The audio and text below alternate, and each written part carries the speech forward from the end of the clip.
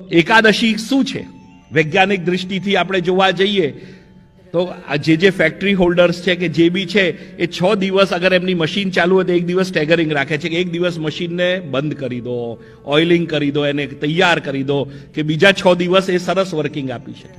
એવી રીતે આપણે 14 દિવસ સુધી જે પેટમાં ભોજન, પ્રસાદ, કચરો જે નાખ્યો છે તો 14 દિવસ સુધી આપણે ખાધું છે. તો એકાદશીના ભાવથી પંચ કર્મેન્દ્રી, પંચ જ્ઞાનેન્દ્રી ને એકાદશમું મન ભગવત ચરણારવિંદમાં એક દિવસે આપણે આપણા શરીરને બંધ કરવો છે, સ્ટેગર કરવો છે કે એક દિવસ પેટમાં કંઈ નહીં જાય, ખાલી જલ જશે, દૂધ, બીજું કંઈ નહીં, કે જેનાથી મારી બોડી ક્લીન્સ થઈ જાય, સાફ થઈ જાય. પણ આપણે એકાદશી જે ઠાકોરજીને સમર્પવાની હતી એને 11 રસમાં એ દિવસની વેરાયટીઓ વધારી દીધી. હવે વિચાર કરો કે પછી આપણા દિનચર્યામાં બી આપણે, તમે પોતે વિચાર કરો કે એક દિવસ તમે પોતે અખતરો કરીને જોજો. કારણ કે અમે તો નવરાત્ર કરીએ, અમે તો 9 દિવસ અન્ન અડતા જ નથી, પરંપરાગત છે. એટલે તો અમે પોતે મહેસૂસ કરીએ છીએ કે જે એક દિવસ વ્રતથી આપણી બોડીમાં એટલું લાઇટનેસ આવી જાય, આટલી સરસ શાંતિ આવી જાય, આપણામાં વધારે એનર્જી પાવર આવી જાય, તો કમસે કમ એકાદશીનું આ વસ્તુ તો કરો ને. આ મોરિયું ને આ હવે તો ચાટ પકોડી વૈષ્ણવ હમણાં થોડા દિવસ આવ્યા હતા, એકાદશીના બી વેરાયટીઓ કાઢી નાખી. અને ભોગનો જે પ્રકાર શ્રી ગોસાઈજીએ એને કેટેગરાઇઝ કર્યો.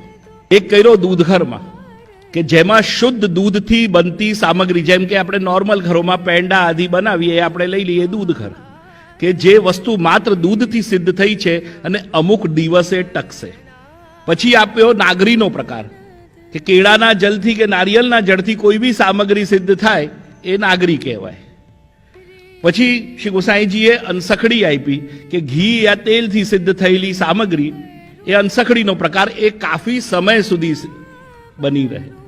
અને સખડી કે જે જલથી સિદ્ધ થાય છે અને અમુક જ સમય ચાલવાની છે, આગળ ચાલવાની નથી, એટલે સખડી. એટલે જ આપણે કહેવાય કે ભાઈ દૂધઘરનો હાથ બધામાં લાગી શકે, અનસખડીનો હાથ દૂધઘરમાં ના લાગીને સખડીમાં લાગી શકે, પણ સખડીનો ધરેલો થાલનો હાથ કોઈ જગ્યા, કારણ કે એનું અગર ટચ બીજામાં થઈ જાય તો એ વસ્તુ બી બગડવાના એમાં આવી જાય છે.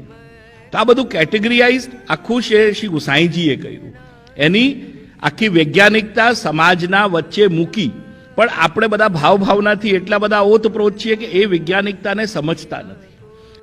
શૃંગારમાં આપણે બધા કોઈ આપણને આવીને જ્યોતિષ કહી દે કે આ રત્ન પહેરી લે, આ કરી લે, આપણે પટ માની જઈએ છીએ. આપણે ત્યાં વસ્તુ સ્વીકાર જ નથી કરી. શ્રી ગોસાઈજીએ નવગ્રહને ભગવદ સેવામાં વિનિયોગ કરાવી દીધો છે કે ફલાણા દિવસે આ આભરણ ધરાવજે, માણેકના આભરણ આ દિવસે ધરાવજે, પન્નાના આભરણ આ દિવસે ધરાવજે. લખેલું જ છે કે બધા ગ્રહો એના અધીન છે, કે જ્યારે એના અધીન છે તો આપણને નડવાનું શું, કારણ કે આપણે એના અધીન છીએ. નડવાની વાત આવતી જ નથી. કેમ વિશ્વાસ નથી?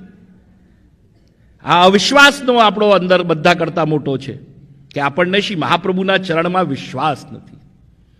બાકી તો આભરણ છે શું?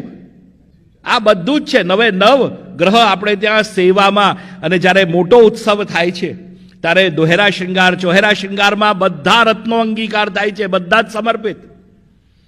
તો ત્યારે વિચાર કરો કે જે બધાના સમર્પિત છે